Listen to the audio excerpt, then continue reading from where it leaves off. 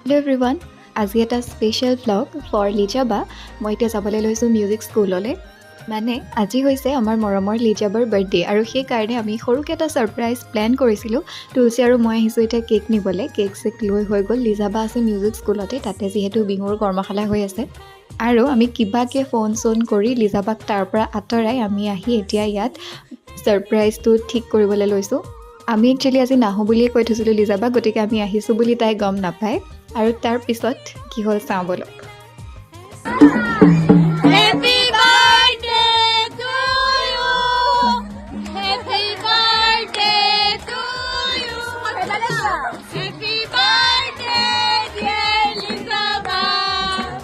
Happy birthday to you.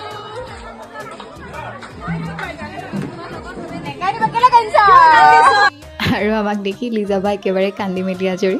তাৰপিছতে তাই cake কাটিলে।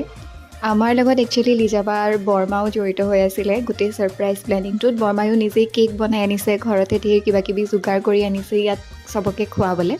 আৰু তাৰপিছতে লিজাবাই কেক কাটিলে আৰু আমাৰ ষ্টুডেণ্টছখিনিৰ মাজত ধুনীয়াকৈ চবকে ডিষ্ট্ৰিবিউট কৰি দিলে। বৰমায়ো কিবাকিবি বনাই আনিছিলে যিহেতু সেয়াও বিলাই দিলে। আৰু এনেকৈ আমি খুব ধুনীয়াকৈ লিজাবাৰ বাৰ্থডেটো চেলিব্ৰেট কৰিলোঁ। আৰু তাৰপিছত আকৌ আমাৰ কৰ্মশালা ষ্টাৰ্ট হৈ গ'ল।